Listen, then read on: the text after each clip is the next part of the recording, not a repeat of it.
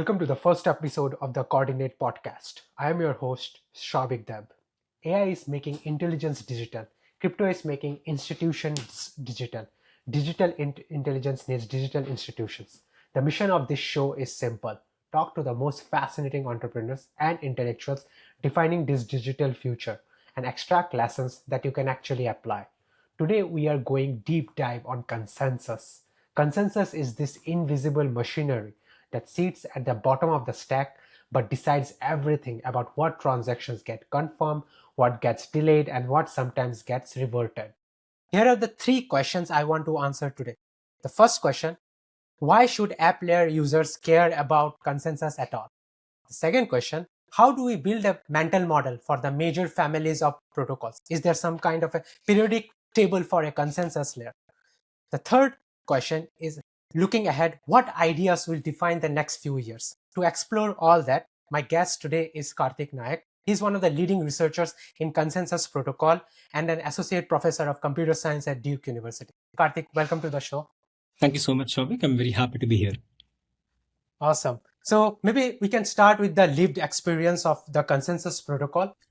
Where does consensus show up for regular users? Like here, regular users will be people who are doing perps trading, meme coins, and all those things. Like when does that consensus show up for them? The goal of this question is people always think that consensus protocol is something very abstract, it's down the stack.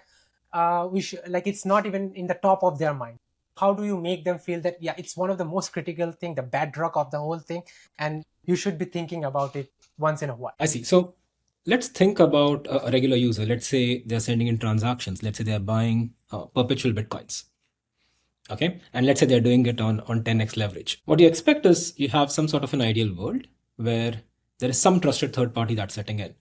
It's receiving all of these transactions. So, this particular client, this particular end user, it looks at the state of the system. It says, hey, Bitcoin is at $91,000. And I think it's going to go up. I'm going to place this trade for perpetual Bitcoin on 10x leverage. And I send in this, this information to this trusted third party. In this ideal world, instantaneously, it will look at this transaction and it will give me back a response saying it's confirmed. So it may not be just my transaction that's coming in as a client. There can be many other transactions, and that can have a slight influence on, I think the price that I get, for example. But on the whole, when you receive a bunch of transactions, instantaneously you will receive a confirmation. Okay. So this ideal world is in practice realized by what is called as a state machine replication system, which underlies blockchains. Mm-hmm. You do not have this ideal trusted third party in practice. So seems like the trusted is the key word here. In blockchains, that thing is missing. Yes. So I guess someone who we can trust entirely to realize, a functionality, that is what is missing. And that is why we end up using what are called as, these validators or miners. Instead of using one of them, you use many of them. So that gives you decentralization at a first level of approximation. But at the same time, if you have a lot of validators when you're receiving these transactions, it's not clear, what the ordering of these transactions should be.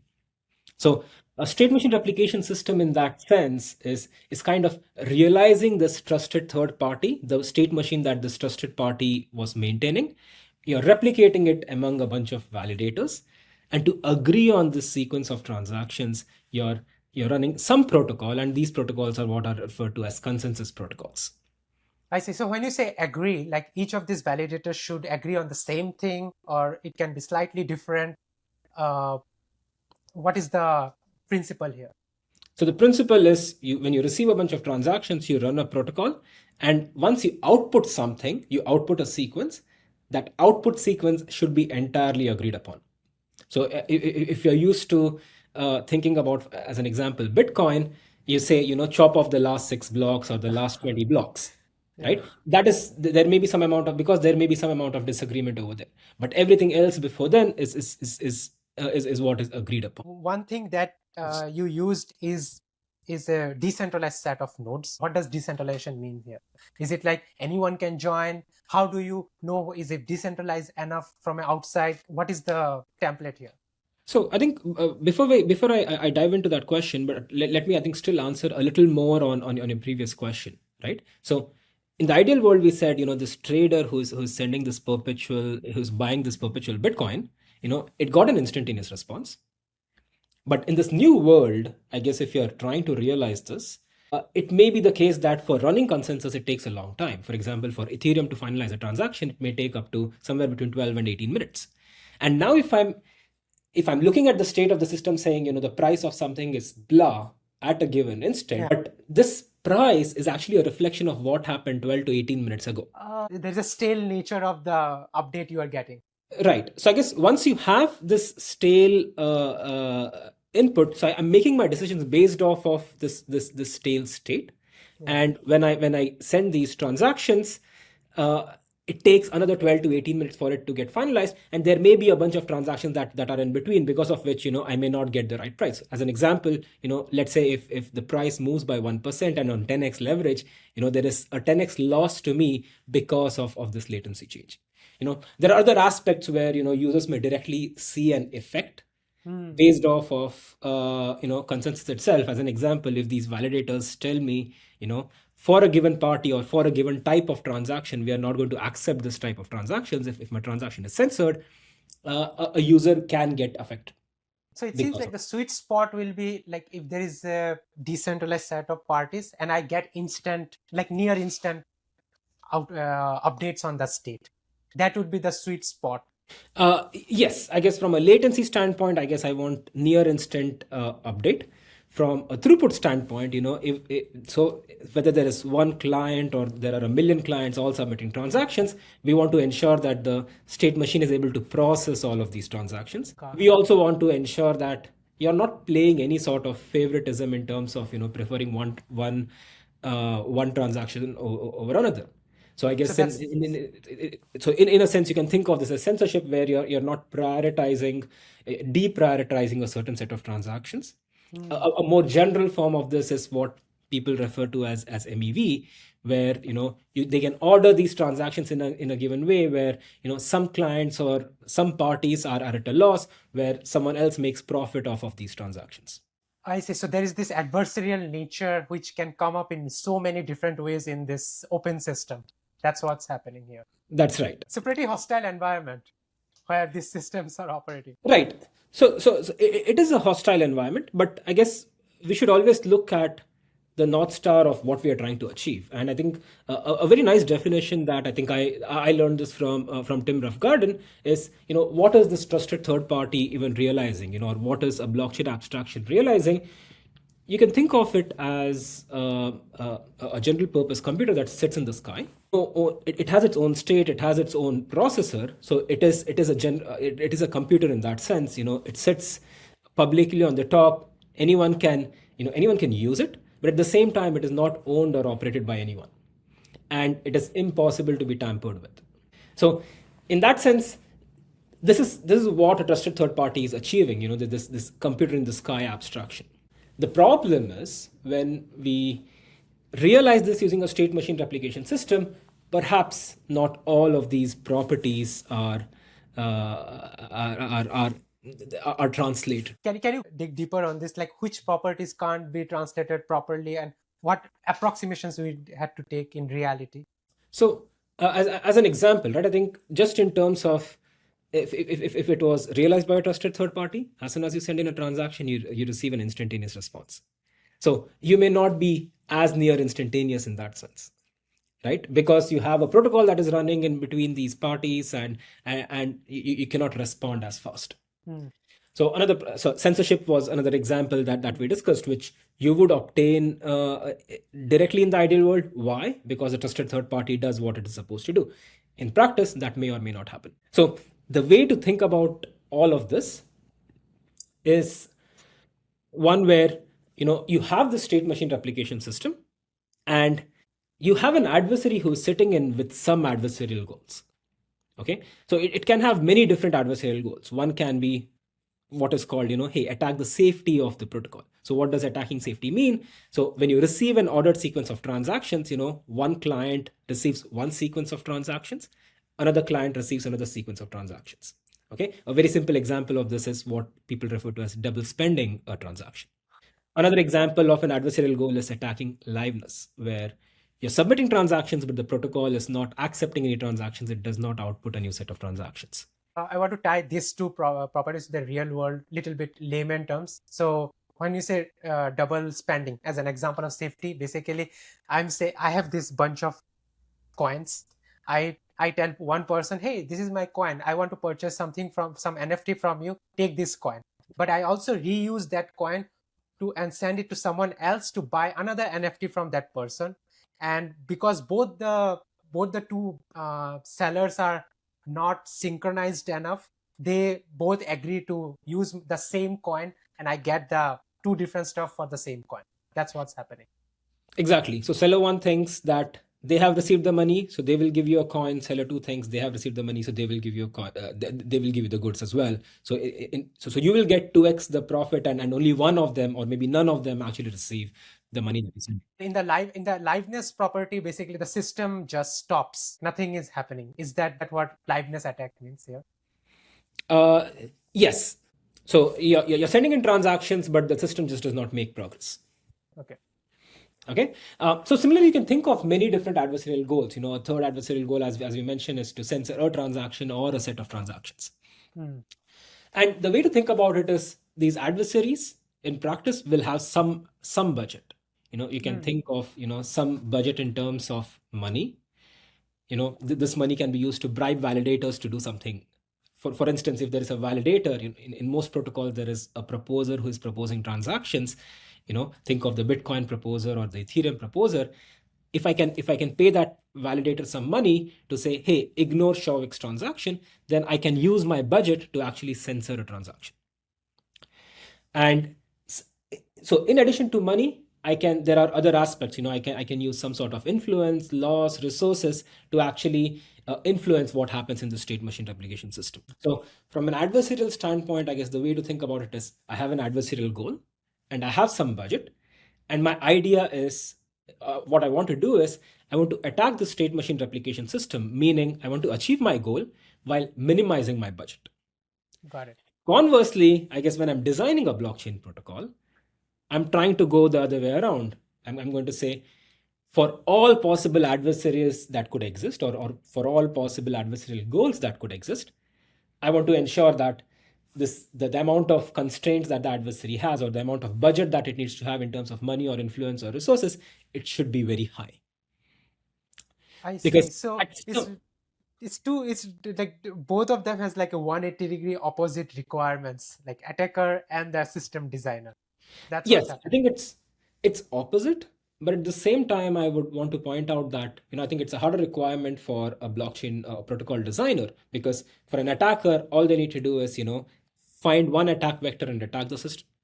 But for a blockchain designer, they need to design a system that works against all possible attackers that can exist. How do you even find all possible attacks? Seems like a infinite possible attacks are possible. I guess for the most part, we largely know, the kind of attacks that happen.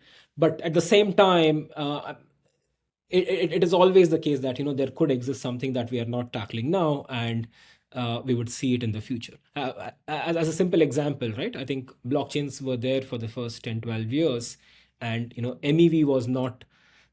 Perhaps MEV style attacks used to happen, but they were not as widespread. But soon enough, we learned that this is what is happening, and we need a way to tackle MEV extraction or bad MEV extraction. So I think one thing that I'll also point out is, right, if you remove one of these constraints, the constraint that the adversary has, let's say the adversary has an infinite amount of money, trillions and trillions of dollars, as an example, then it is always possible to attack any of these systems, for instance. Because if I have $10 trillion and Ethereum market cap is not even $1 trillion, at that point I can just bribe everyone to say get out of the system, and I'm going to pay you enough to not run the system, for instance.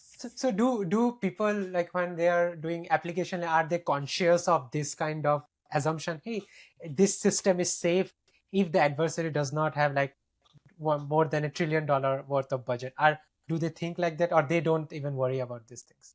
So to be honest, I think I don't know if application designers think about this, but I guess protocol designers at least. I know for sure. I guess the Ethereum community does discuss this at depth. So when they say accountable safety, for example, when they bring out this notion, they kind of tie some sort of a monetary value for how much money needs to be thrown away if a transaction that is finalized gets quote unquote unfinalized. It seems like one of the main distinction of an SMR realization from the ideal world is this, like multiple nodes are there, Yes. and these multiple nodes are like behaving like a resilience. You're removing the like the need for a trust on just one certain party. So how do you know that it has achieved certain level of resilience, certain level of decentralization? Like how does a system designer know that it has achieved those targets?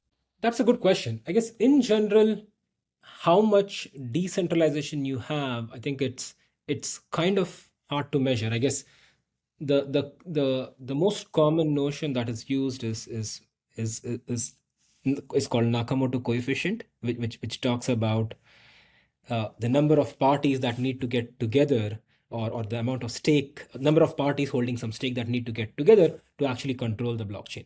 And that is an important metric, but perhaps that is only a part of the story. In general, if you think about a blockchain protocol, I guess we think about it at the validator level, the amount of stake they have and so on. But there are many different layers that come into picture. There's an underlying hardware layer that is running all of this infrastructure. There is a networking layer where communication happens in between different parties. There's a software layer where everyone is running an implementation of these protocols and these full nodes. There is a protocol layer in terms of what the consensus protocol itself does, and how much stake they have. There is an application layer and governance layer. Everything sits on top of each other. So the key thing over here that is important when we say we want decentralization is you want decentralization at every level. So as an example, if I'm thinking of a stake-based system, and if there are let's say my Nakamoto coefficient is 100, meaning at least 100 parties need to get together to obtain 51% or 67% of the stake. But let's say, just as an example, let's say all of them are running the same hardware that is produced by Intel, and there is some vulnerability or some bug in that. At that point, it really does not matter the fact that you have 100 different parties, all of who have the right intent does not matter, because an attacker can come in and attack things at the hardware layer. Similarly, even in terms of running these different clients or client softwares, if everyone is running the same software, that can be a problem as well. I see. So if there is a bug in the software, everyone is compromised. Exactly. So at that point, we want to think about this in some sort of a layered form where, in each layer, you want to have some amount of decentralization. So is this one of the reason why, for example, Ethereum has this multiple node builder developers, node software developers, and all this? Is that the Yes. intention? Yes. This is like a supply chain attack, like one way to say it. So are these generally encapsulated in while you are designing the consensus protocol initially, or is it just down the work stream when practical implementation comes? That's when these considerations come into the picture. I guess so. These aspects for a blockchain perhaps does not. All of these layers does not come into picture, I guess, when you're designing consensus protocols. But I guess when you're actually deploying this, you need to be sure of, just achieving decentralization at one layer. That does not suffice. We want to achieve decentralization at multiple different layers. So when you're thinking of running consensus protocols, typically you start off with assuming you have so many parties, and there are certain assumptions you make on how many faulty parties exist, and so on and so forth. So from a consensus layer standpoint, we do not think about these as much. I guess it is given to us as an assumption. But when you're deploying it, you need to ensure that these assumptions actually match practice. Many of these blockchains, they have been built on consensus protocol that were designed 10 years ago, 15 years ago, like Nakamoto consensus, which Bitcoin is running. You have Cosmos, which is doing Tendermint. You have HotStuff.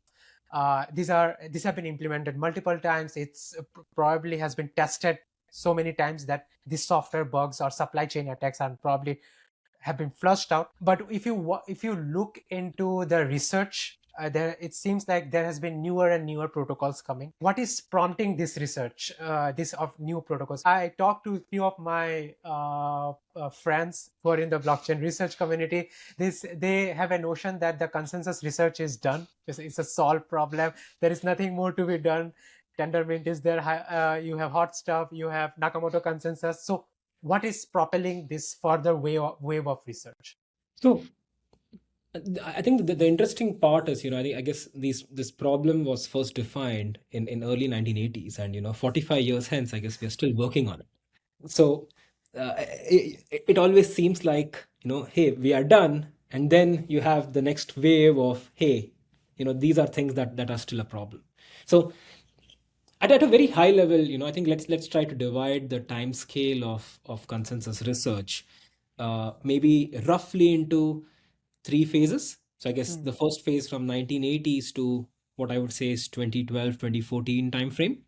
So this is where the consensus problem in the presence of so-called Byzantine faults was defined. At this time, the problem BFT was defined. The underlying fault models, the networking model in terms of how parties communicate with one another and what you can assume from the network, they were defined in this era. Okay, there were protocols that were designed as well. I think, and they established feasibility to say that this problem is solvable and versus this problem is not solvable. So there were a lot of impossibilities that were shown as well in this time span. Okay, so the application back then that they were thinking about was not necessarily blockchains. I guess the first application that was shown was, if you have an airplane and if you have multiple parts in an airplane, if you have multiple sensors in an airplane, it can so happen that one of these sensors can be faulty. So if you have 3 sensors and if one of them is faulty, you still want to ensure that the remaining 2 sensors are in sync with one another. So that's for a redundancy aspect. Right. So it's redundancy, but at the same time, I guess what you want is, the airplane, you can think of it as a client, which is learning from these sensors as to what I should be doing next. So you want to ensure that the faulty sensor is not able to influence the correct sensors in a way that where the airplane gets wrong signals. It's the same. Yeah, I think it's the same problem. It was defined for a different context, but I think we are using it in the context of blockchains today. In data centers as well, I think much before blockchains, you would have some sort of redundancy, and over there, instead of a Byzantine fault tolerant protocol, I guess you would use what is called as a crash fault tolerant protocol. So Paxos and Draft, they've been used, for a very long time in data centers, for example. So when you're sending in some, when Google is storing data for you, they're not storing it at one place, but they're replicating it across different machines, and this is to ensure that if one machine goes down, one data center goes down, that the data is still safe. So the concept exists in a non-BFT land as well, and it is very much used in the industry in the non-BFT land, right? I think if you look at the space from 1980s to 2014, a lot of interesting work happened. We defined these feasibility results. We know what is possible, what is not possible, and there were some interesting protocols as well. Okay. Then I guess comes the 2012 to 2014 timeframe. 2008, 2009 is when Bitcoin came in. And I guess around 2012 to 2014 is when people realized, okay, there is a relationship between, Bitcoin as a consensus protocol and Byzantine fault tolerance. They use very different ways of thinking, but there is a relationship between them. And there was a lot of work in this time frame in trying to identify how Bitcoin consensus relates to all of this BFT research. And all of this accelerated in the 2015 to 2020 era. You mentioned people realize the relationship between a BFT and Bitcoin. Can you explain that relationship? What exactly people noticed between these two? So I think one thing that came out, I guess, in this time frame was this Bitcoin backbone protocol paper by Agelos Kaius and Juan Guerre, and the GKL paper. And what they actually showed is that if you have Bitcoin or if you have Nakamoto consensus, then you can actually solve these traditional definitions of BFT. So whatever traditional definitions of consensus existed, you could actually solve it. But at the same time, I guess what people thought about was, Bitcoin, every block takes 10 minutes for us to produce it. And we say, ignore the last 6 blocks, which means you have a latency of at least an hour. And even after that, you actually do not have certainty on whether your transaction is going to go through or not, or it is going to get finalized or confirmed or not, right? So you have a protocol that works, but at the same time, it is really slow in terms of latency, in terms of throughput. At the same time, I guess what people also realized is that Bitcoin is trying to solve a problem that's much harder, because in traditional consensus, you had a bunch of validators or a bunch of parties. Typically, they know who they are, they know the list of parties who are participating, and they know who they are communicating with. But Bitcoin actually solved this in a much harder setting known as a fully permissionless setting, where anyone can participate at any point in time, anyone can leave from this protocol at any point in time. But so far as the quote unquote honest parties have a majority of computation power, you still have consensus among the honest majority of members. So in a sense, it was slow, but at the same time, it was tackling a much harder problem. It's the difference between permissioned versus permissionless. Previously, everyone knew who else is there in State Machine Replication network. In Bitcoin, anyone can come at any time, anyone can leave. No one knows who else is there. That kind of interpretation is there for permissionless. That's right. That's right. So I mean, there are more nuances over here, but perhaps I guess we'll get into it maybe a little later. I think let me finish with what I was saying until now. So this is the 2012 to 2014, 15, 16 time frame, and I guess the next era comes from 2015 to 2020. I guess we've touched upon some of these questions already. People realized Bitcoin is slow, and one question that kept coming up is, how can we make Bitcoin faster? And compared to Bitcoin, traditional consensus was faster. The idea was, hey, can I use traditional BFT consensus in the proof of work world, and can I achieve better consensus protocols? And this is the first significant problem that I worked on in this space as well. This is back in 2016 with Itai Ibrahim and Dalia Malki and Lindgren and Sasha Spiegelman. So we started asking this question: hey, can I use PBFT, one of the well-known protocols, in the context of Bitcoin, and try to improve Bitcoin and still achieving some rationality properties? In the context of Bitcoin, it means like previously BFT had permission set. Now you want to bring permissionless nature to the BFT protocol. Is that what in the context of Bitcoin means? Yes, I think that is one way of thinking about it. So I think one way of saying it is, I want to make BFT protocols permissionless. The other way of asking it is, you have Nakamoto consensus that works in the permissionless setting. Can I replace the Nakamoto consensus with a BFT style protocol, and use the advantage, the fact that these BFT style protocols are faster and they give you confirmations within 3 rounds, and use that to finalize transactions faster. Right. So I mean, both are, I guess, different ways of thinking about it depending on where you start from.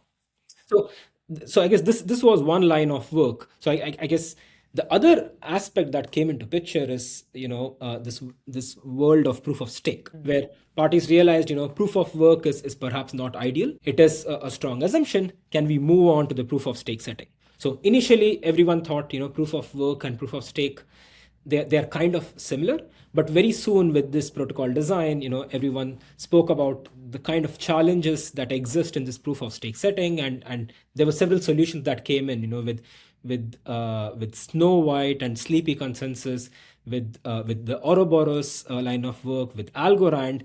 You had the first wave of protocols in this era from 2015 to 2020.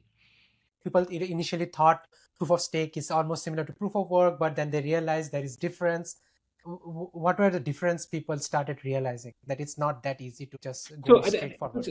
right, I think let me give you one simple example, right? I guess in a proof of work world, given a chain, if I want to mine the next block, I need to I need to use a lot of energy to produce the next block. And when I'm producing the next block, that is all I have the right to produce and tell the world. If I want to produce an equivocation, I have to put in the same amount of energy again. So the number of blocks that I need to produce is proportional to the energy that I need to expend. But with proof of stake, that was not true. I have stake.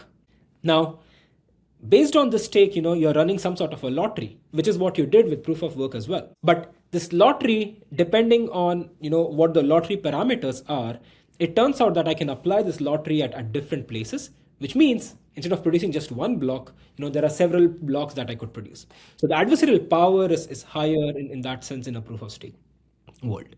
So if I just take Nakamoto consensus and if I try to put in proof of stake over there, that does not work, and that makes it challenging. One way to think about is that in proof of work, if we consider resource to be energy and proof of stake, the resource to be the stake. So in proof of work world, if you want to do some kind of adversarial attack, say equivocation, you need to expand more resources. But in proof of stake world, you can use the same resource to do another equivocation attack. Is that the right way to think about this? Yes, I think depending on the context and exactly what the design looks like, yes, I think that is for some protocols. Yes, I think that is true. So, in a sense, proof of work is a much stronger primitive. It constrains the attacker in a much larger way than what proof of stake does. So, an interesting aside that I think I also want to bring up over here is that Bitcoin and all of these or many of these proof of stake designs, they are all assumed a synchronous network.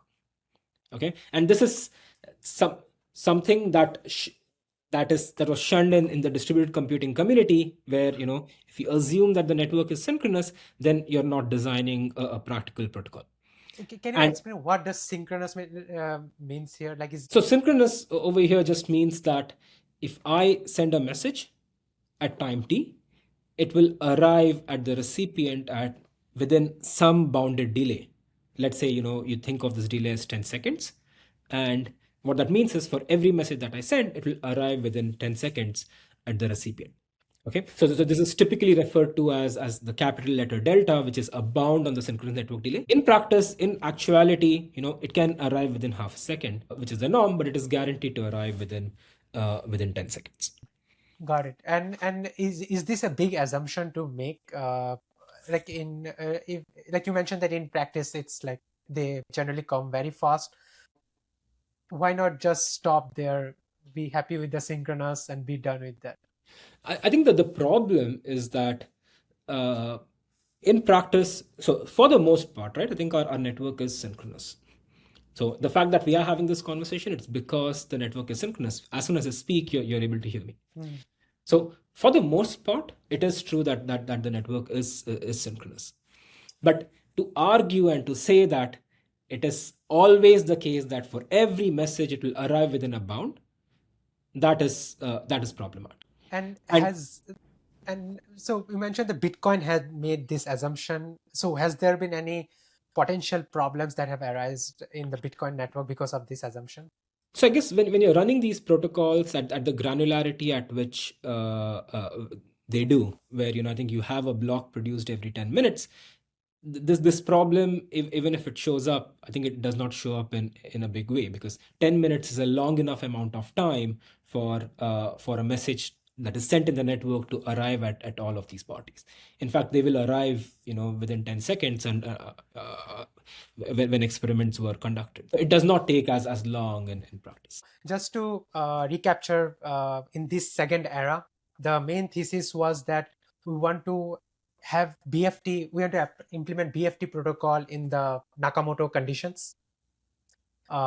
Basically, the set is permissionless while retaining the fast confirmation period of the BFT protocols. And the second problem that we want to solve is remove synchronized synchrony assumption and go to something else, the more practical like worst case scenarios. That is the two goals I think for this era was. So I guess I mean the latter part is something where I guess these newer designs, they were all synchronous, but at the same time I guess uh, I think in the BFT land I guess we assumed we were still not so happy with synchrony. But I guess I mean one of the lines of work that I did quite a lot with many of my wonderful collaborators is trying to design more efficient synchronous protocols, I guess, in this particular time frame. And similarly, I guess one thing that I did not mention is a lot of progress did happen, in other areas of BFT as well. So there were protocols that did well, but there were improvements as well that happened in the background in the traditional distributed computing land. So finally, I guess the third era, which I would say is somewhere from 2021 to 2025, I think over here it started questioning, one of the key things that happened is questioning traditional metrics. So in consensus, the traditional metrics that you always optimized were latency and communication complexity, among many others. So one question that everyone asked was, hey, should we be improving communication complexity versus improving throughput? And this led to an area of research in the space, use of erasure codes, extension protocols, DAG-based protocols. This was one area that came up in this time frame. So is there like these two metrics that you just mentioned, communication complexity and throughput? Is that like a trade-off curve? Is that like if you increase one more, the other day gets hit? Like how to think about like what protocols progressing? So I think the right way to think about it is, I think the answer is not that straightforward. It really depends on what you're doing. As a simple example, right? Let's say I have a protocol which has very few routes, okay, and I have a protocol which sends very few messages. Does that mean that protocol has low latency and high throughput? Not necessarily. Why? So think about Bitcoin as an example. I'm sending a message once every 10 minutes. Okay. Only one party is sending a message to everyone, but it is sent every 10 minutes. It does not have either good latency or good throughput. But at the same time, if I'm forced to send, let's say, a large message, a 10 megabyte or a 100 megabyte chunk to 100 parties, then at that point, if I'm sending, let's say it's a 10 megabyte block sent to 100 parties, then I'm sending 1 gigabyte of data at once. And at that point, my communication complexity is affecting the throughput of the protocol because everything is bottlenecked on. I see. So there is a threshold beyond which it starts impacting. That trade-off starts appearing in the system. Yes, I guess so. I mean, maybe so this trade-off is something that was not very well understood, I guess, at least at the time, and which actually kind of led to a lot of these works that we have seen in the past 5 years.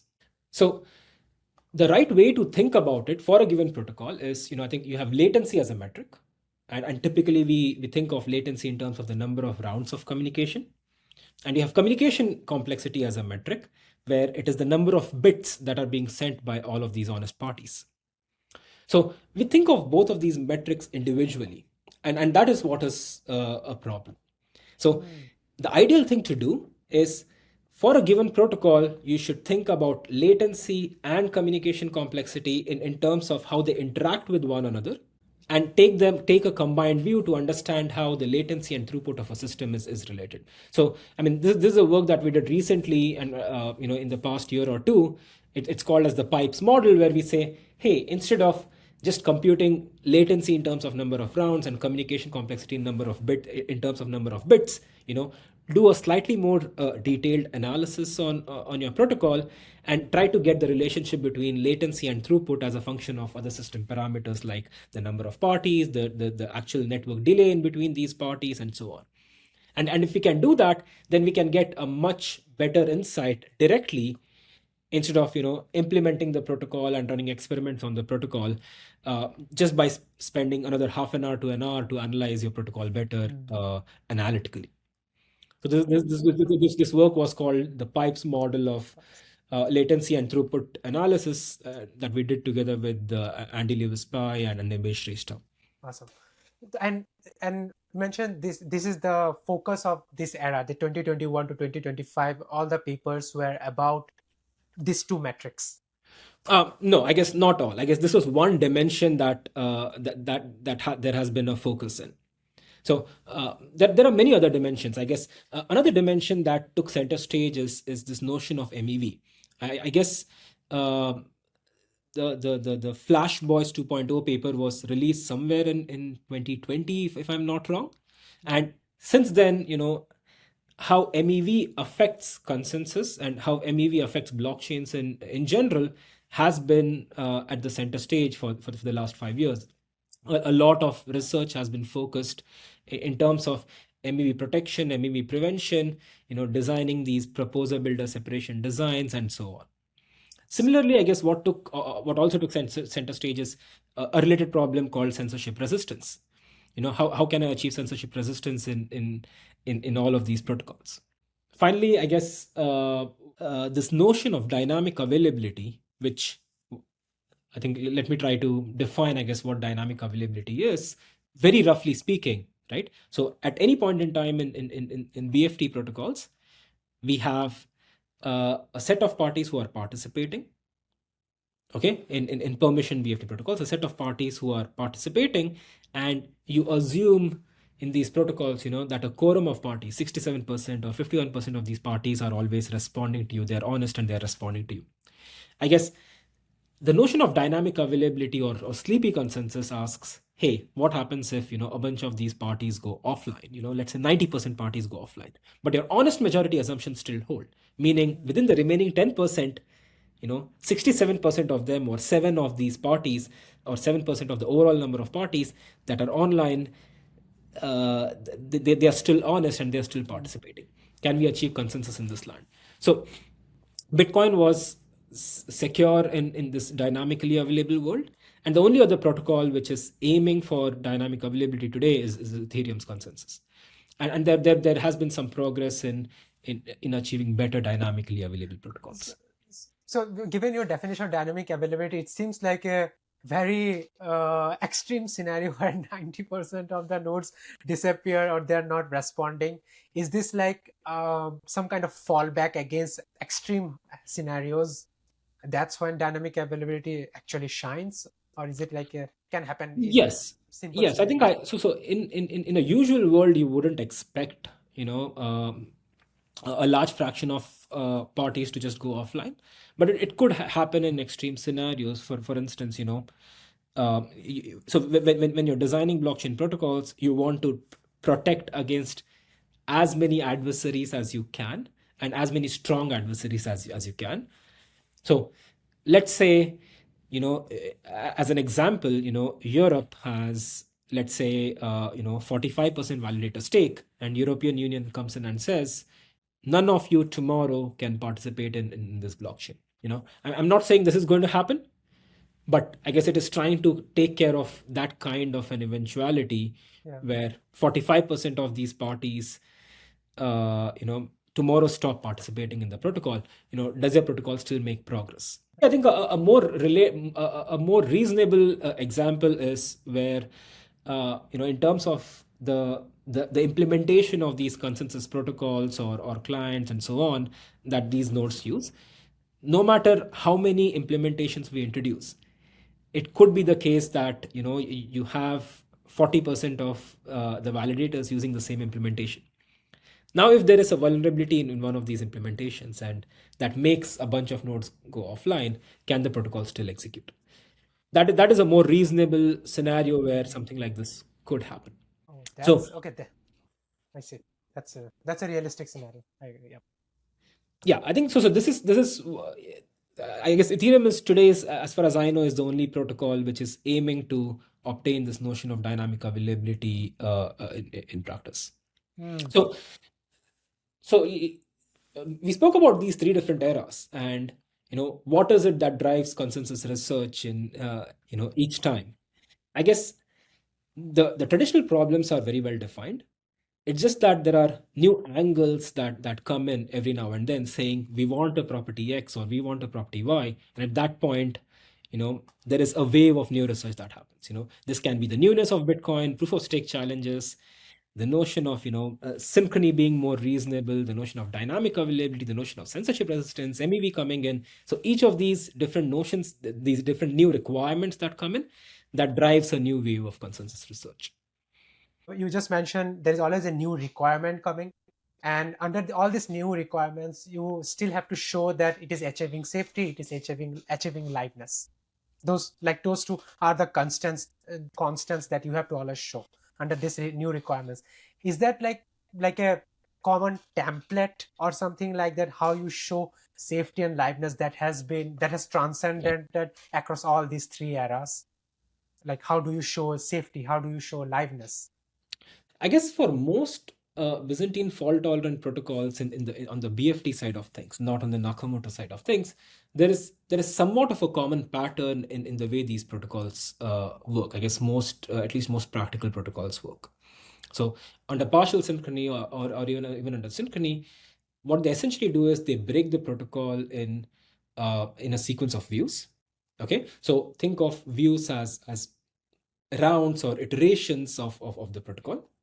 Okay, and in that iteration, in a given iteration, typically these protocols have what are called as a proposer or a leader. But the basic idea is that if the leader is malicious, right, then you cannot really expect progress to happen, because all the leader can do is it can just keep quiet and do nothing. At that point, if the leader does nothing, no one can make progress, right? But what you ensure is that even if the leader is malicious, nothing bad happens in that iteration, very roughly speaking. But if the leader is honest and it is doing its job correctly, it is following the protocol specification, and if the network conditions are good at that time, what you expect is that there is some progress that is happening. So in a given view or in a given iteration, what you expect is, if an honest leader has made some progress, meaning some validator has committed to some transaction. The fact that one validator has committed to a transaction does not necessarily mean everyone has, right? But if one validator has committed to a transaction, you typically expect some invariants in this protocol to hold. So that someone else does not commit to a transaction that is like a like anti of that transaction. Yes. So you want so for one, I guess in the same iteration or in the same view, you want to ensure that a different party, a different validator, does not commit to an equivocating transaction. You also want to ensure that in any subsequent iteration, no party can commit to a different transaction. And the way typically that this happens is, if someone commits, you ensure that there are a sufficient number of parties. I think in one line of work, you call these validators, they lock on the value that has been committed. And the idea is that if sufficiently many honest parties are locked, which these protocols ensure, they will guard the safety of this transaction in every subsequent view from here on. So this is what you do in a given view. In every subsequent view, you want to ensure two things. One, again, if a Byzantine party comes in, it cannot propose an equivocation in such a way that honest parties vote for it and that transaction gets through, because that will disagree with the first party who committed something. At the same time, so that is the safety constraint that you need to maintain across views. The liveness constraint that you need to maintain across views is that when the network is good, and you have when the network is good for a long enough amount of time, and you have an honest leader or a sequence of honest leaders, at that point a leader can come in, send in a proposal to everyone, and actually make everyone commit the same transaction. I guess in both in a given view as well as in all subsequent views, what you want to ensure is that, one, a Byzantine party cannot do anything bad, that is, no equivocation can happen within a view. If something good happens, then in every subsequent view, again, a Byzantine party cannot do anything bad, and an honest party can propagate the goodness in future views, right? So I think maybe as an aside, I guess whenever we're thinking about this, we think of a state machine replication system where you have a sequence of transactions that keep coming in and you keep agreeing on a sequence of values. But for the most part, I think for what we have observed, if you show consensus for one value, that mostly translates to consensus for a sequence of values as well. So typically that's why in many academic papers we just talk about achieving consensus for one value, and we make our piece with it, because a small variant of it can work for a sequence of values as well. Okay. So this structure, it largely follows for a large portion of partially synchronous protocols as well as synchronous protocols. From what I'm understanding, there is some kind of pattern in the safety and liveness.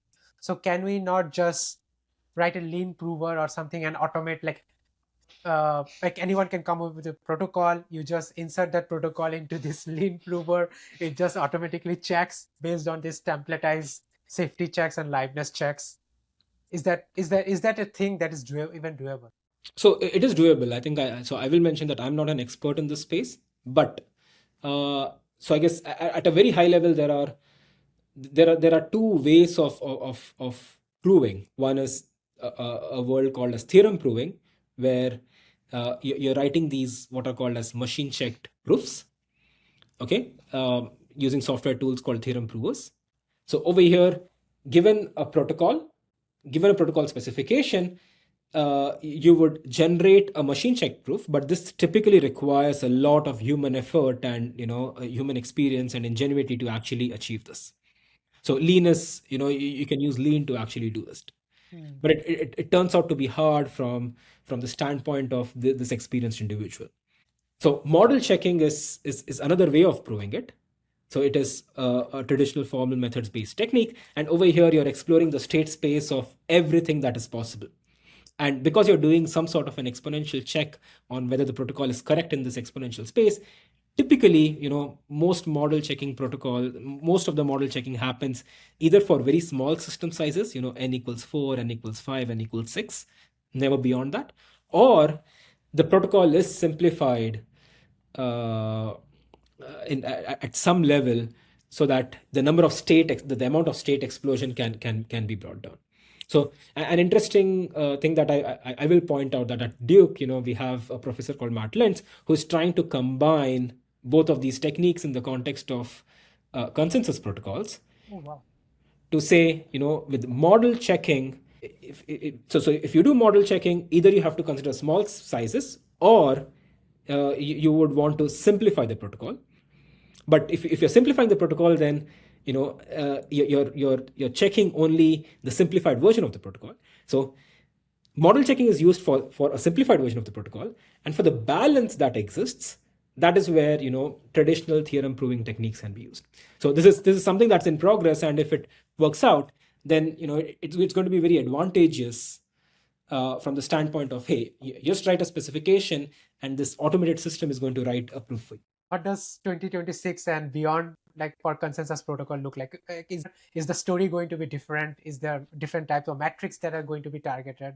So in terms of I guess many of these aspects, right?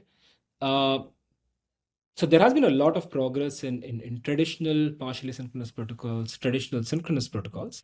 So there has been a lot of improvement in traditional partially synchronous protocols, but we are also looking for many different properties. As an example, censorship resistance is one such property that we are looking at. And when you're thinking of censorship resistance, you talk about rationality of these participants, because one of the reasons to censor is because these parties may be bribed to say do not include a transaction. So you want to think about those sorts of adversaries that come into picture to censor transactions. So I guess that is one aspect that one would want to consider. And so that adversarial model is a bit different from the Byzantine model, where the adversary is like always adversarial, and rational is like you incentivize to behave adversarial. So that's a two different model. Yes. So I think perhaps let me try to Let me try to paint this picture from, again, I think the slide that I presented earlier, where your adversary has a certain set of goals, right? So it can be to attack safety, it can be to attack liveness, it can be to censor transactions, right? So based off of these goals, the adversary, I think the question is, what is the best way to model these validators based on what the adversary is trying to do. As an example, if I'm trying to attack the safety of a protocol, then imagining a world with some honest parties and some Byzantine parties is actually reasonable, as against all of them being as being rational. Why is it the case? It's because if we're attacking safety, then we have consensus protocols that are what we call accountable. So we had this, so Ethereum had this paper called Casper, which spoke about accountable safety for the first time, which basically said if more than 33% validators come in and take a malicious action, then we can detect that a malicious action has been taken, and based off of it, we can punish them, we can slash them. So this notion of accountable safety, because of this notion of accountable safety, what happens is that I have the power to slash and take away their money. So I still have guarantees in terms of, if there's an attack, someone is going to lose a lot of money. And that is why still living in an honest Byzantine world in the presence of slashing is reasonable. So what we showed in one of our earlier works called BFT protocol forensics is that what Casper showed in the context of Casper for accountable safety actually translates to a long sequence of protocols. So many of these protocols are actually are accountable, and you can go back and identify who your faulty parties are. In layman terms, it will be this accountable means it's detectable and identifiable. If a safety violation happens, I know who did it, and I can prove it in a court of law that they did something malicious. So this is one kind of attack, right? Another kind of attack that I can talk about is, attacking liveness. So if I'm talking about attacking liveness, yes, I think I would want to identify parties who are attacking liveness, but perhaps that is not as big of a concern generally, because from an adversary standpoint, what you can gain by attacking liveness is much lower than what you could gain by attacking safety, censoring a specific transaction, achieving MEV, and so on and so forth. But nevertheless, if that happens, there are works that speak about accountable liveness. I think that there is this work by Joachim New, Andy Lewis Pye, Tim Roughgarden, and Luca Zanolini, which speaks about this notion of accountable liveness as well recently. But I guess coming back to the example that we were talking about, let's say censoring a transaction or generating MEV. So in this world, I believe thinking of parties as being rational is more reasonable than an honest Byzantine scenario. So why? So let us say there are a bunch of validators and they are responsible for producing the next block. Okay, they receive a sequence of transactions, and we expect them to behave in a certain way. That is, if all of them are, if a sufficient fraction of them are honest, let's say we employ a fair ordering protocol on top of these validators, right? So then they must order these transactions in a given order. But I think what they would realize if they're rational is that just by reordering the transactions, we can actually earn more money. Again, I think they can earn more money only if the fact that they reordered is not detectable. So is there an accountable reordering, something like that? So you would want to have accountable reordering, but I guess in one of these works, we were trying to design something that will give us something to that effect. So the question that we asked, this is together with my student Sarish Twadwa and Fan Zhang and researchers at Ethereum.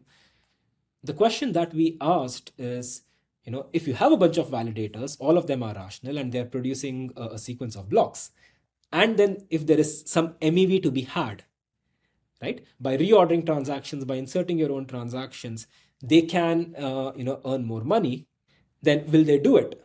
And I guess we actually showed an impossibility result, which basically said if there is MEV to be had, you will have it if all of these parties are rational. In other words, they can get into a system where you cannot identify. I mean, there are caveats. I'm stating it in an informal way over here. But at a very high level, so far as certain constraints hold, they can get into a situation where they can come together, reorder these transactions, output a set of transactions, and no one can prove in a court of law to say that these guys reordered these transactions. Similarly, if you use these context, these content these schemes where you encrypt these transactions and agree on them and then you decrypt them, right? So even over there, typically you have a committee that is decrypting these transactions. That committee can get together, they can decrypt these transactions in private, reorder the transactions the way they like, and then output it and decrypt them in public. And what we argued in this work is that you can actually earn more money by doing something like this. I see. So you're basically colluding with each other. The committee is colluding with each other in the dark and just revealing those things. Exactly, and you can use trusted execution environments and such to actually facilitate such collusion. So why not use a trusted execution for holding the key? Like each node actually holds their key inside the trusted execution, and then you can't collude maybe. I guess for that you'll have to prove that the key is held in a trusted execution environment. That's the other thing, right? So I think this is an example where I think in consensus, when we're talking about attacking safety, I think honest Byzantine is a reasonable model. But when you're thinking about solving this MEV problem, then at that point it makes more sense to think of rational parties. When you're thinking of censoring transactions as well, if censoring is happening because of OFAC sanctions, then at that point you're just maybe following some law. But if it's happening because someone is bribing you money to actually censor these transactions, then it makes sense that if I'm rational and if I'm getting somebody for ignoring this transaction, then it is in my interest to actually censor this transaction. So then you need a scheme that says, if I am rational and if someone is bribing me money, then if I were to include this transaction, the bribe better be, very high for me to still censor this transaction.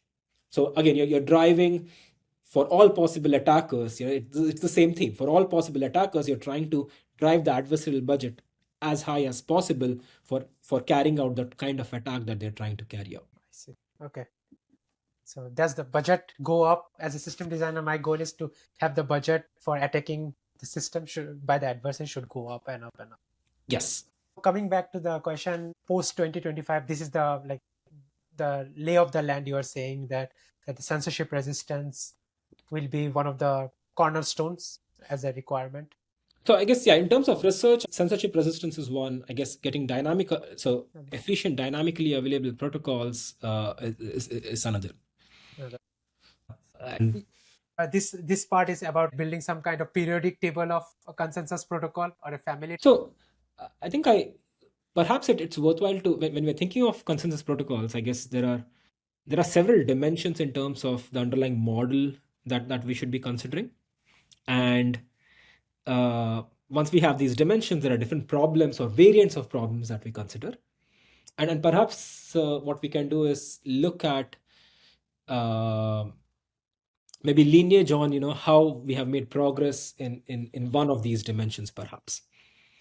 Right? So the key thing to consider when we are thinking about these different validators is that in general you expect all of them to follow the protocol, but some of these could be faulty, right? And when you say they're faulty, they can exhibit different types of faults. For example, they can just crash, meaning they're running the execution and the machine just crashed somewhere in between. They can be arbitrarily Byzantine, where they just exhibit arbitrary behavior, that is, they're not following the protocol specification at all.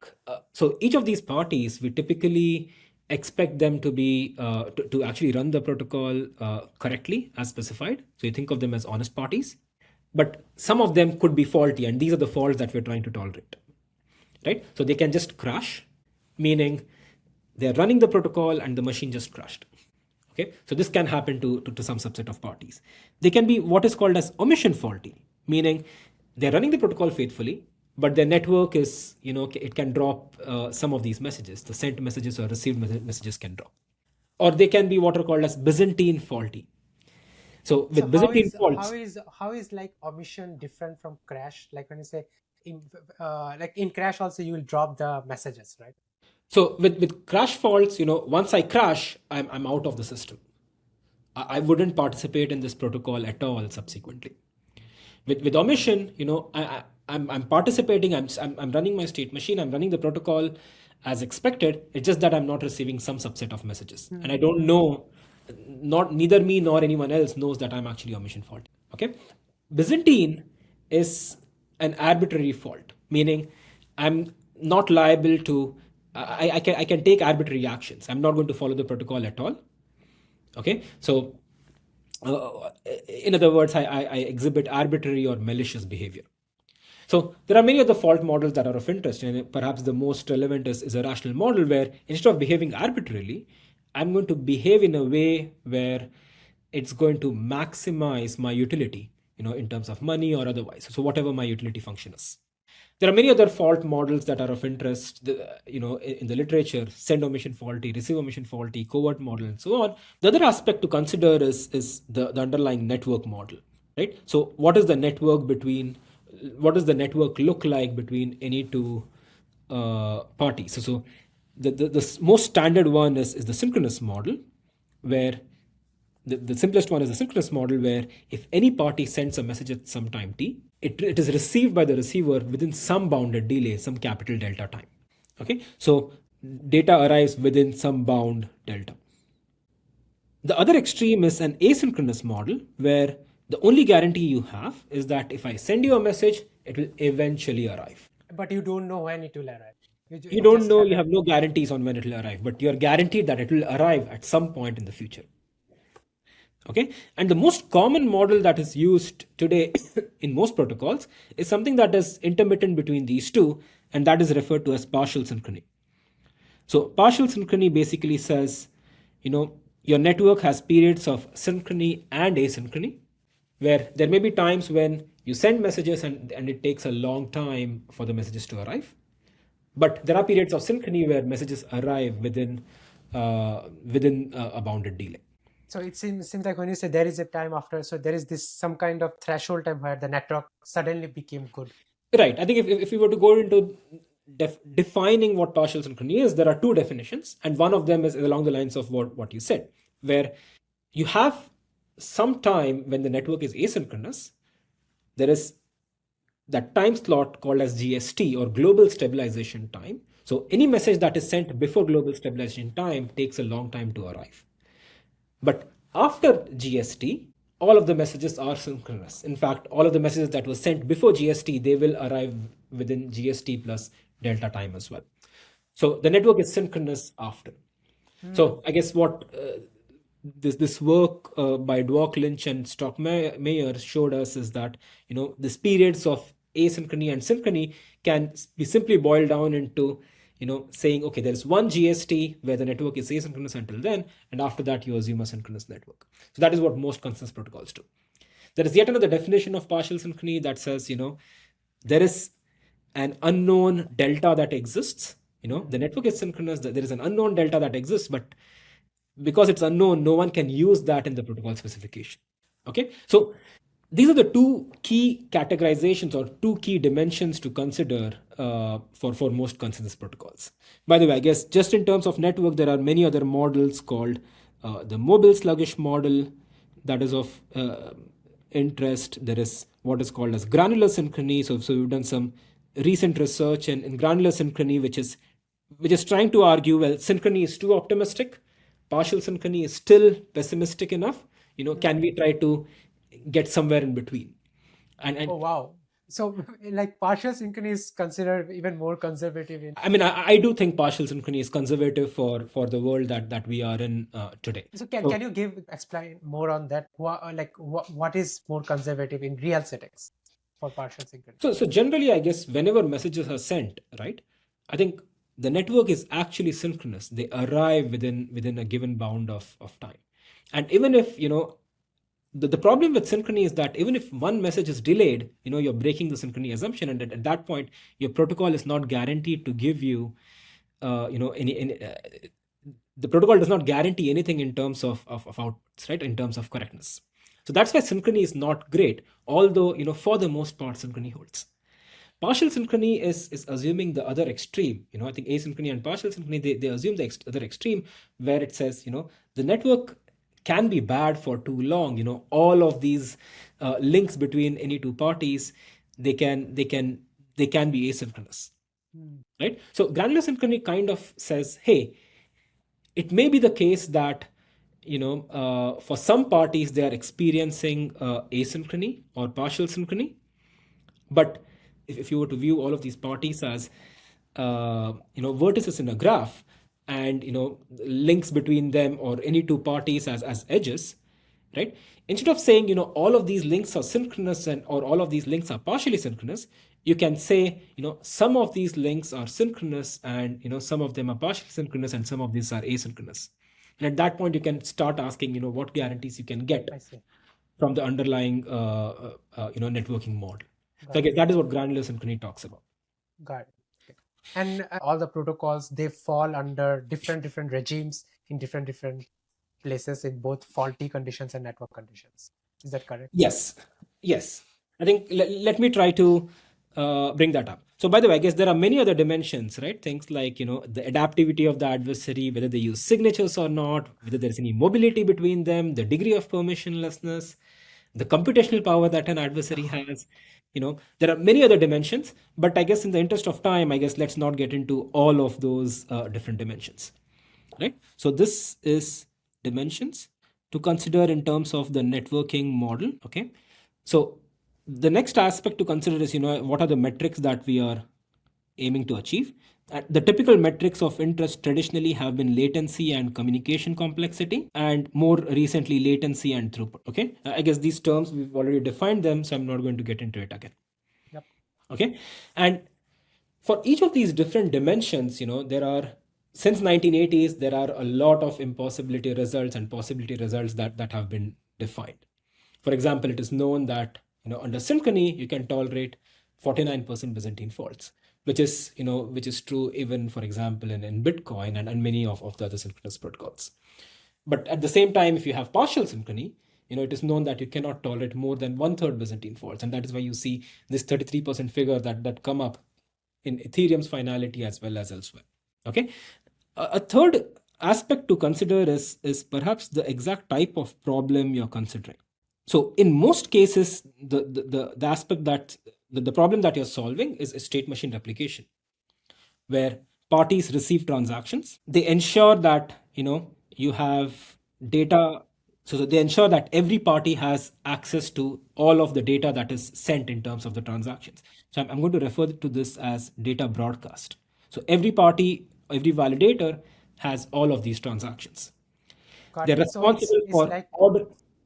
So it's like before responding, I already have the data. So the way to think about it is you're sending, the system is receiving transactions, and every party, for the ordered transactions that they have, they need to have access to that exact transaction. And the reason why you have to have it is because eventually you want to execute it on some state machine. Okay. So your goal is receive transactions. Once you receive it, you need to ensure that data is broadcast to everyone. You order the sequence of transactions and then you execute them. One can consider, subsets of this problem that is of interest in different situations. For example, what EigenDA is doing, or what Celestia is doing, or what Espresso DA is doing, where you argue, all we guarantee is data availability. So with data availability, it is not necessary that every party has access to each of these transactions, but together as a system, they can help a client to reconstruct the transaction if need be, right? And finally, I guess there is this notion of base layers that exists. For example, Espresso as a base layer, they also solve some subset of these problems, where you're only ordering transactions and you're ensuring data availability. So you don't need to ensure data broadcast, you don't need to ensure execution, it is taken care of somewhere else in the system. So based on these problems, what you're doing may differ a little bit. But coming back, I guess the most fascinating aspect of the progress that we have seen until now has been in partially synchronous protocols, partly because most of the blockchains assume partial synchrony, right? So perhaps I guess we can draw some sort of a lineage of progress that has happened. The first protocol of interest over here, in my view, is PBFT. So this was so note that this protocol is from 1999, so it predates, I guess, the blockchain era. And this protocol tolerates, one third Byzantine faults. So it tolerates one third faulty parties. It already achieves, a 3-round good case latency. So what do I mean by 3-round good case latency? Good case latency. So typically, as we mentioned earlier, these protocols operate in a sequence of views. And in each view, you have a leader who is responsible for making progress. So I think the question we ask is, the interesting aspect is, if this leader is honest, how fast can it make progress? And over here, for committing a block, all you need is 3 rounds of communication. The leader sends a proposal, you do 2 rounds of votes, and that ensures something is committed. So 3 rounds here, 1 round is single trip, like from one. Yes. One. It's not Yes. a round trip, it's a single trip. It's a single round. Yeah, it's a single trip, yes.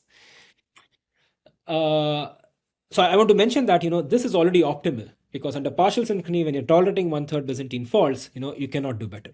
Like when you say optimal, there must be theoretical reason. Yes, we have a lower bound from 2021. This is work together with Zulu, Nanitai, and Ling and myself, where we showed that 3 rounds is optimal when you're tolerating 1/3 Byzantine faults for partial synchrony. So PBFT already achieves that. Moreover, I guess in terms of communication, it achieves an order n squared communication in each view, in each iteration. The drawback, though, was it had an expensive view change. So the view change means like when you change from one view to one leader to another leader, that's when Exactly. the issue is coming up. Exactly. So when a new leader comes in, it needs to figure out what has happened in the previous view, and it needs to make a proposal such that a Byzantine leader cannot make a bad proposal in such a way that honest parties support it, and honest parties should support a good proposal. So over here, it turns out that the leader had to show a large proof, which was expensive. It incurred a linear number of certificates or a linear number of locks that the leader had to show. And this was a problem with PBFT. And fast forward to what Tendermint did, it said, we can change this expensive view change to a linear view change.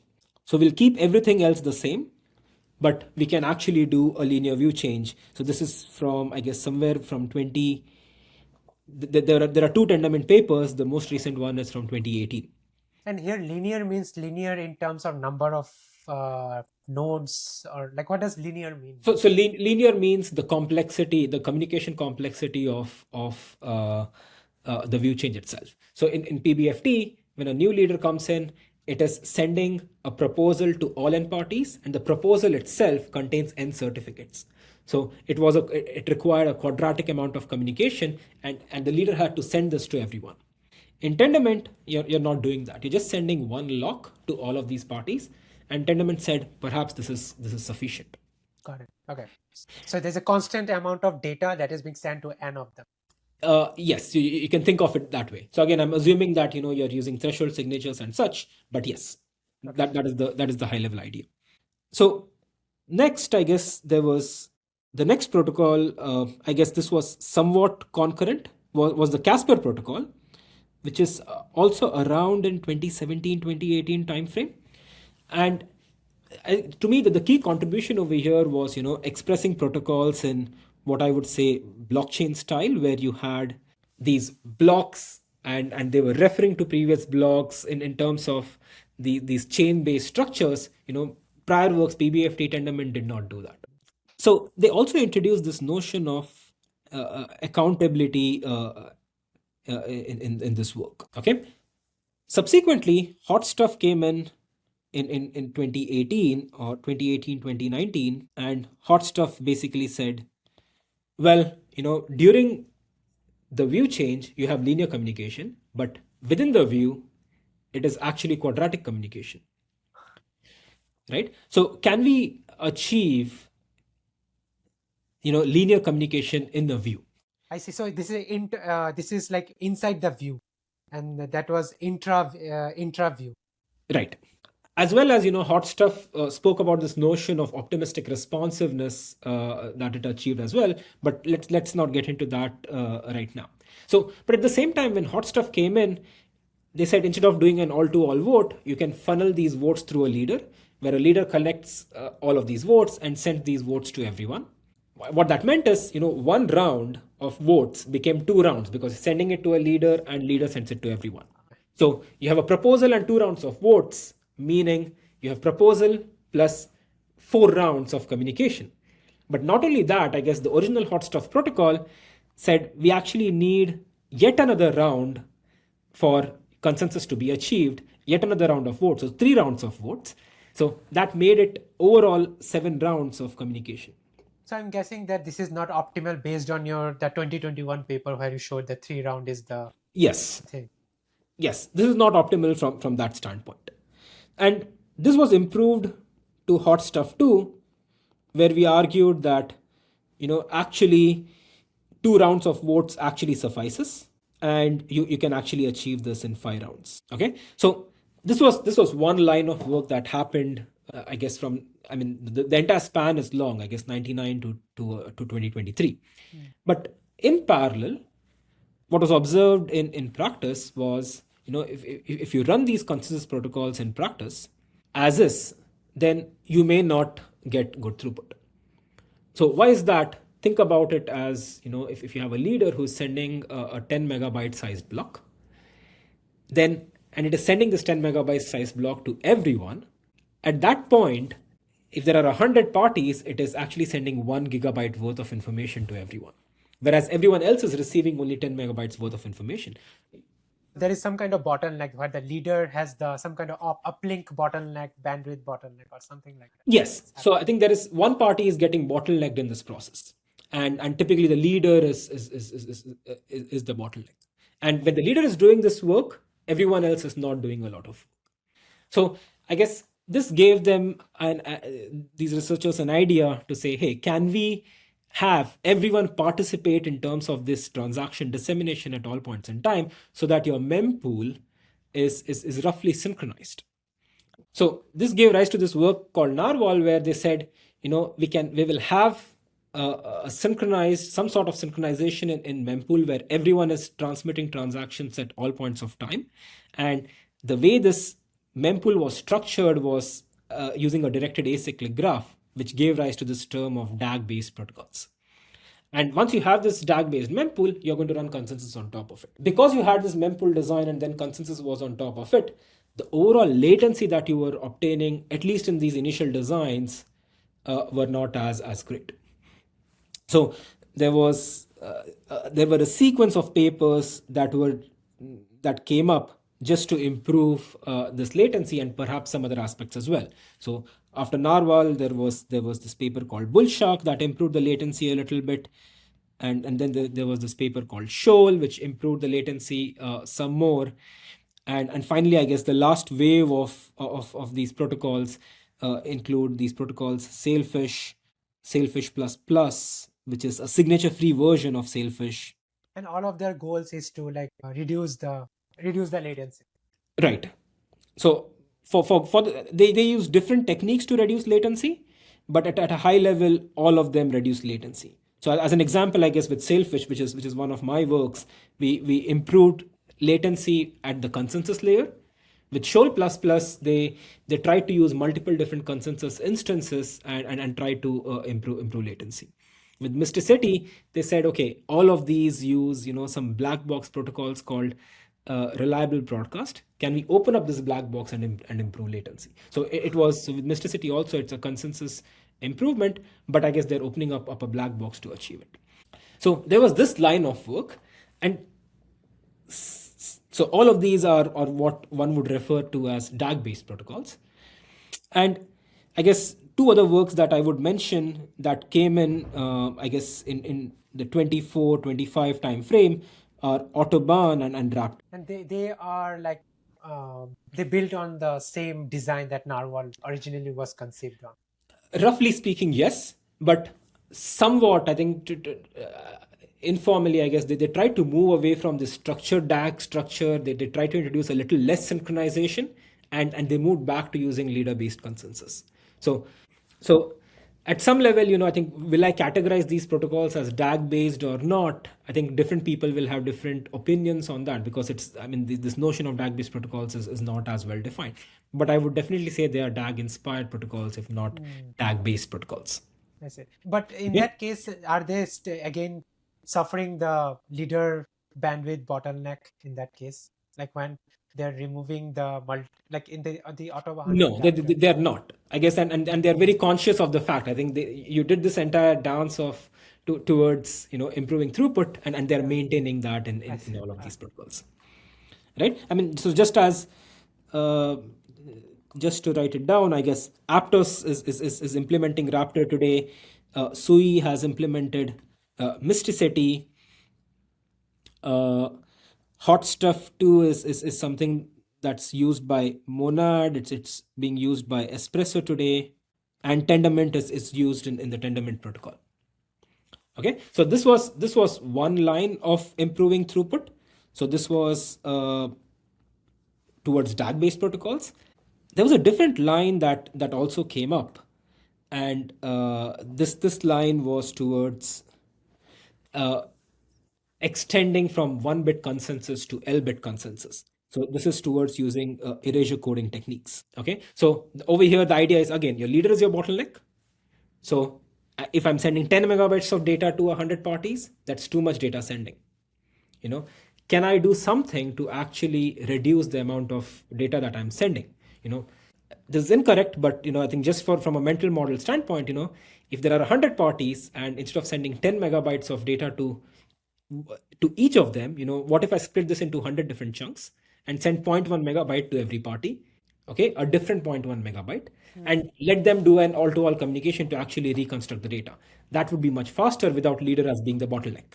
I see. So I'm delegating this reconstruction later on to the other people to do it themselves instead of me handling all those workload.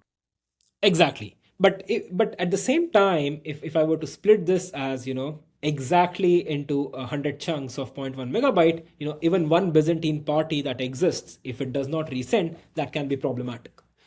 So what erasure coding techniques allow you to do is, at the expense of slightly larger block sizes, instead of 0.1 megabyte, if you can make it a 0.3 megabyte block size, what you can ensure is that so far as f plus 1 parties get together, at that point these f plus 1 parties can reconstruct any block of interest. So this erasure coding technique was used in two different lines of work. One is in the distributed computing community, called as the extension protocols line of work, where you said you agree on a small amount of data, 1 bit of information, or kappa bits, small kappa bits of information, and then you use erasure coding for the larger block of interest. And I guess in the blockchain community, I guess people came to call this as using data availability oracles in conjunction with state machine replication protocols. So this was about improving throughput, right? The other extreme is over here is improving latency. Okay, and there has been a lot of interest in the past year in this space. So when we ask this question, hey, we're trying to improve latency, PBFT was already optimal. What else can we do is the question. Interestingly, if you're tolerating 1/3 faults, then PBFT is indeed optimal. So there is a curve here, like fault number of faults you can tolerate versus latency. Exactly, and this goes back to perhaps 2005, I guess, where there was a protocol called Fab that was developed by Martin and Lorenzo Alvisi, where they essentially said, if you have n greater than equal to 3f plus 2p plus 1 world, where in the actual system you have p less than equal to f faults. What is F and what is P here? Maybe. Right. So f is the Byzantine fault tolerant Byzantine fault, the total number of Byzantine faults that you're tolerating, and P is just a parameter. So a simple way of thinking about this is, just substitute F and P as being 20, for example, 20%, for example. So in that world, what this is saying is, if you have less than equal to 20% faults, then you can actually achieve consensus in 2 rounds. Okay. But if there are more faults, so as an example, if you think of P as being, 10%, then F becomes, 80 by 3, which is around 27%. Then you can tolerate 27% Byzantine faults in all. But if there are actually less than 10% Byzantine faults, then you can achieve consensus in 2 rounds. Otherwise, you can achieve consensus in 3 rounds. So one confusion I have here is now that isn't F the maximum number of faults? So it seems like there is another bound called P, which is like so how to think about this? Like there seems to be 2 maximum bounds on faults. Right. So I guess F is the maximum number of faults that you're still tolerating. So in this example that we just gave, we said F equals 27% and P equals 10%. Right? So the total number of faults that you're tolerating is still 27%. But if it so happens that the actual number of parties, the faulty parties, are less than equal to 10%, at that point you can achieve consensus faster within 2 rounds. So you can get it done in 2 rounds in that case. Exactly. And if it's say 20%, then you will go to the 3 round thing. Exactly.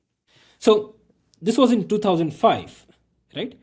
And then there was SBFT, a protocol from 2018, which was a system that was using the ideas from Fab. Okay, it was using some other ideas as well. So this was the blockchain protocol by Itai Ibrahim and Dalia Malki from VMware Research, and it was used in the VMware Concord consensus protocol. So it was using the same. It was using the result from Fab and adding some other aspects as well to improve. So this was from the standpoint of taste and the way consensus happens. It was following a similar lineage as what PBFT did. In 2023, actually, a new line of thinking about it came up. And I guess from the standpoint of result or from the standpoint of an external observer, perhaps it does not look much different, but I guess the underlying mechanism, the underlying way of doing consensus was a little different from what PBFT did. Okay, or what Tendermint did. And this line of work is what we refer to as and this line of work was started by Simplex. Okay. So since you are writing it in a separate place, so is it right to say Simplex is completely a different way of thinking than PBFT? I wouldn't say a completely different way of thinking of PBFT, but at the same time, I guess there is a sufficient difference from the standpoint of conceptually what's happening underneath that I would put it in a different category than everything else that I have spoken about until now. I see. Okay. So in terms of result, it achieved the same result as what Tendermint did. I mean, there may be some aspects, one minor aspect here or there that is different, but I guess at the high level for the parameters that we are considering, it achieved the same result as what Tendermint achieved. So you had 1/3 faulty parties that you were tolerating. You had n-squared communication in each view. And this is also 3-round good case. This is also 3-round good case. Okay, so this was followed up by the Dispersed Simplex paper, which is Simplex, but I'm going to add, very, very roughly speaking, I think it's Simplex, but I'm going to make it more practical, and I'm going to add erasure coding techniques to it while not hurting latency. So the goal was to reduce the throughput, increase the throughput, I'm guessing. Improve the throughput, yes. Yeah. Right. So after Dispersed Simplex, there came this work called Kudzu, which was from 2025. And this paper was, very roughly speaking, it was trying to achieve the same result as what Fab did, but on Dispersed Simplex. So in terms of the result, it is very similar to what Fab is achieving. That is, it is enabling a fast path in a 3f plus 2p plus 1 world, but it is applying that idea in the context of Simplex. Okay.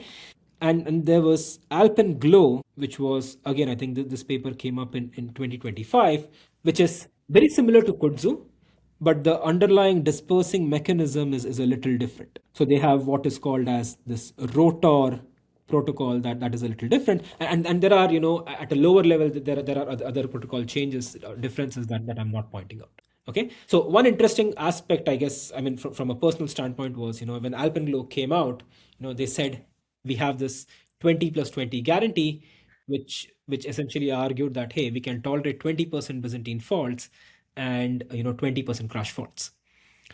And interestingly, I guess, based off of what Fab was achieving, they had this 3f plus 2p plus 1 guarantee. And if you substitute f equals 20 and p equals 20 in this equation, what you realize is that if you tolerate 20% Byzantine faults, you cannot tolerate additional 20% crash faults. So you mentioned like you can. So is there some kind of impossibility result here that that bounds this kind like how much maximum you can tolerate crash faults? So at the time, I guess we weren't aware, whether there is an impossibility result that connects these, and we started asking exactly this question. Is one, is this even possible, and two, is this is there some sort of a bound over here? So one thing that we realized in this process while communicating, by the way, AlpenGlow was came in from the research group at Solana. So let me try to write this down. So they mentioned that this 20 plus 20 guarantee, it applies not in standard partial synchrony, but under a scenario where a leader is not equivocating. Okay, if you make certain assumptions in addition to partial synchrony, this is what we would achieve. And I guess they have a reasonable argument for why this is true, because of the way rotor is dispersing data. If a leader actually equivocates, you can perhaps detect it and so on. So under some additional assumption, they actually achieve this 20 plus 20 guarantee. At that point, we started asking, hey, is there something more fundamental over here that we should be asking? And this is where our work called hydrangea came into picture, and this is where we started asking, what is the best we can do when we are considering a combination of crash faults, Byzantine faults, and at the same time round efficiency. So it seems like hydrangea has everything that is like at the edge. Like there is nothing like is it at the Pareto optimal? Yes, I guess that was our goal, and that is what we achieved. Oh, wow. So what we said is, if you have n greater than equal to 3f plus 2c plus k plus 1 parties, then we show that 2 rounds is a 2-round latency, good case latency, is possible when the number of faults p equal to c plus k by 2. This is some parameter. Okay, so if the number of faults are less than equal to c plus k by 2, okay, and otherwise it takes 3 rounds.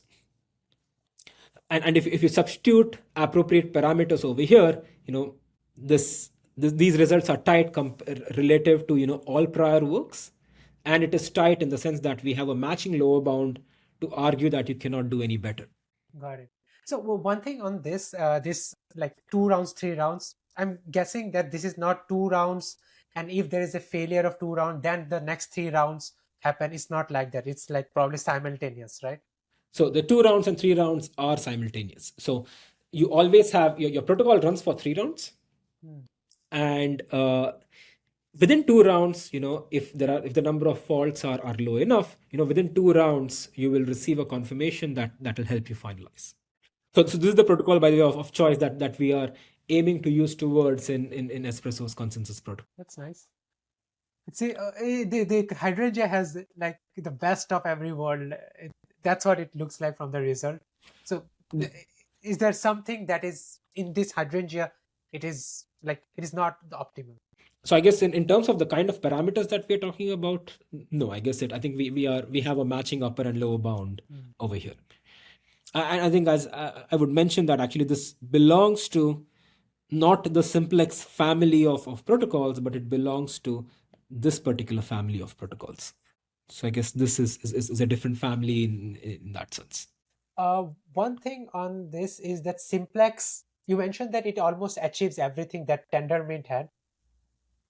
Was there like then is it like if the performance are all equivalent, was there like, or is it like there was something that was improved in Simplex that was not there, like it was simpler than Tendermint, like was there any such property that made it Simplex so attractive? Like, because it seems like there were follow-on 3-4 protocols that have been built upon Simplex idea.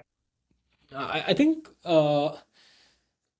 that's a good question. So from a result standpoint, they seem very similar. To an outsider, they are very similar. The underlying techniques are different. Now, is something simple or not? I think is really subjective. I guess coming in from a Tendermint land, I think I find PBFT Tendermint simple, but that is not to say, I cannot speak for someone who is looking at this for the first time. So there is some amount of, I think, nevertheless, I do think, Simplex is a very, very elegant protocol. It is a slightly different way of thinking, but it is a very elegant protocol. So, I mean, I would think both of these protocols are simple, but simplicity is not something that one can easily quantify. So It's a we have subjective test. yeah, I guess so. What we can quantify, I guess we have been trying to dive deeper in terms of asking, are there advantages that one of these protocol classes have that the other one does not, and if you look at the depths of it, you realize that with Simplex you have this requirement that says you need to have a certificate, either a block certificate or a view chain certificate, or what they call as a skip certificate for every view in the past. So whenever I'm voting, if the leader sends me a certificate, a block certificate from view 10 and I'm in view 20, then I need to also have a skip certificate for every view in between.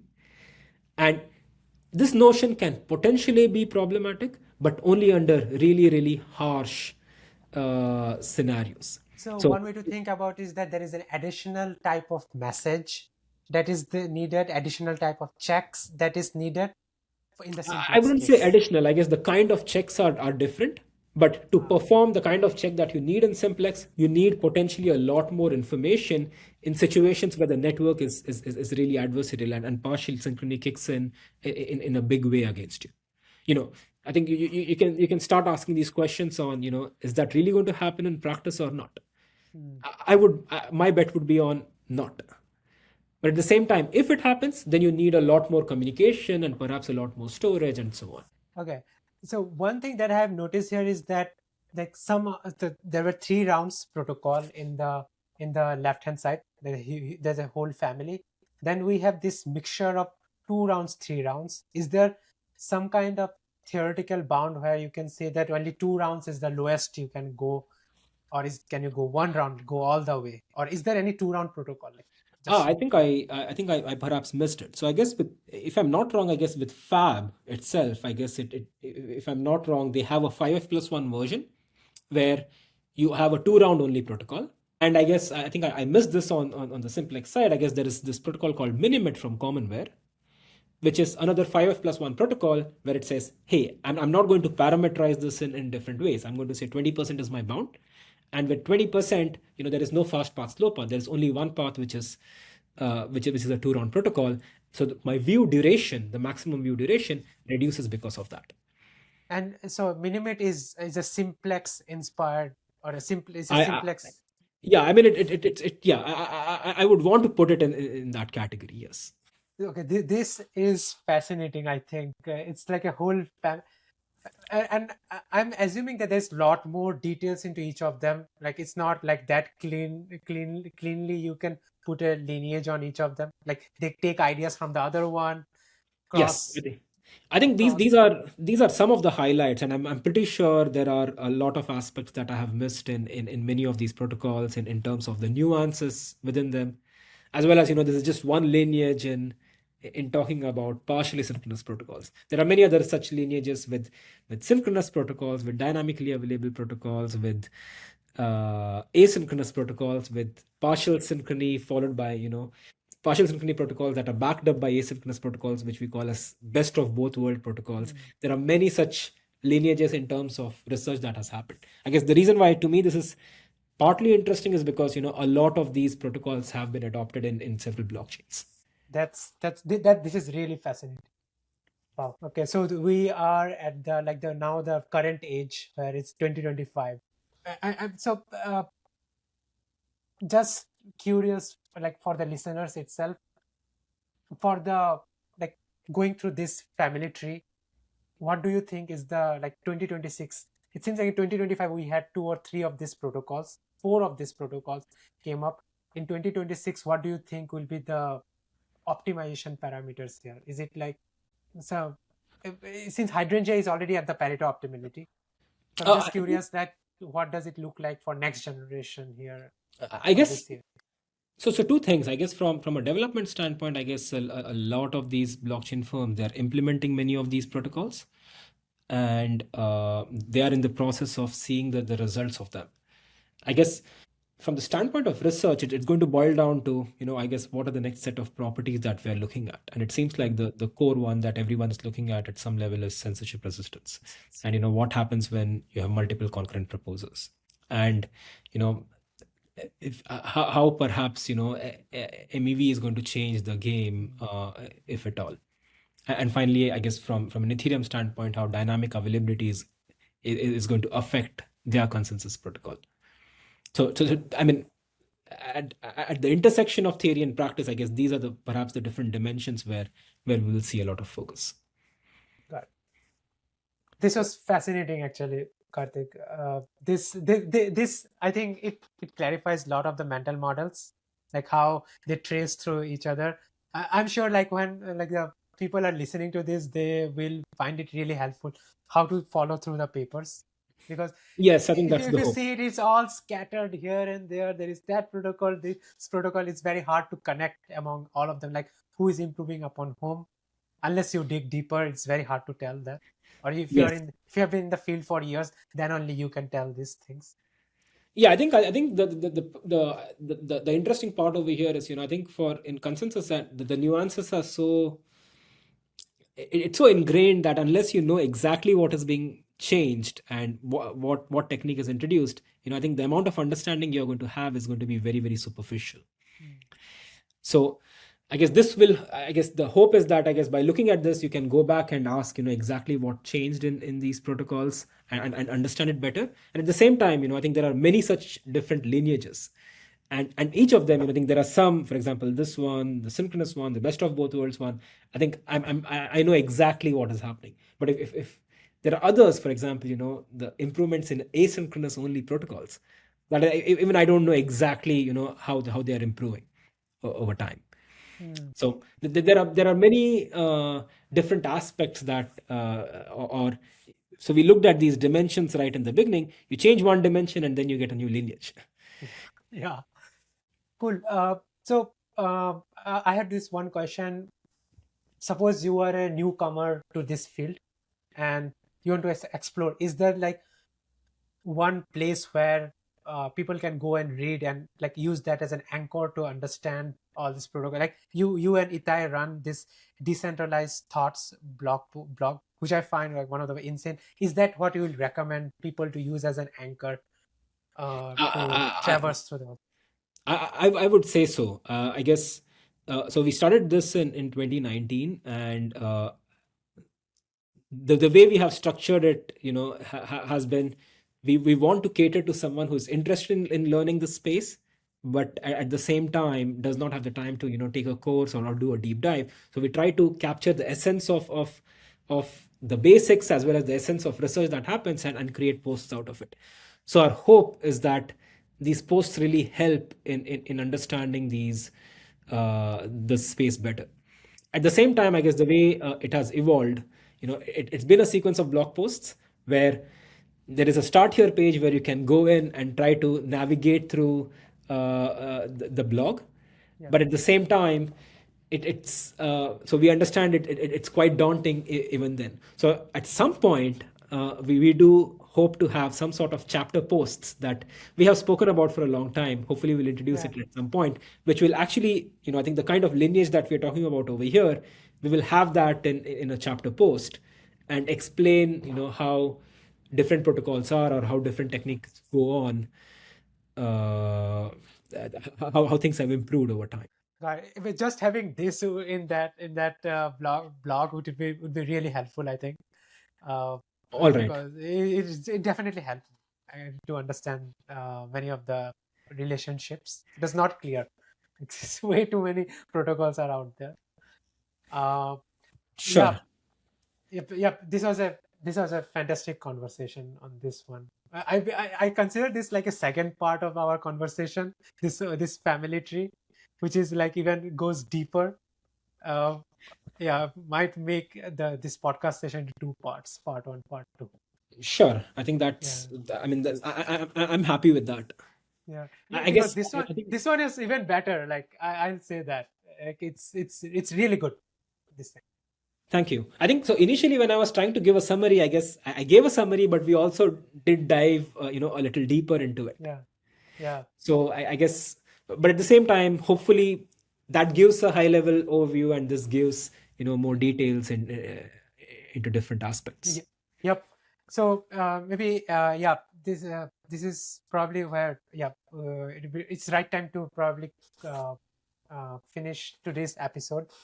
Uh, and yeah, it was really great discussion. I think one of the like a very high level takeaway for me is that the consensus it's like it makes all the difference between a network that's fast on a good day, that's giving some performance censorship resistance on a good day, and a network that is reliable and new, like a kind of resistant to adversarial attack on a bad day. So you, as a system designer, you have to think both, like what performance guarantee you can give on a good day, what resilience you can give on a bad day, and it's very hard to think about. Like it's complicated. It's not easy. Thanks, Kartik, for joining us today.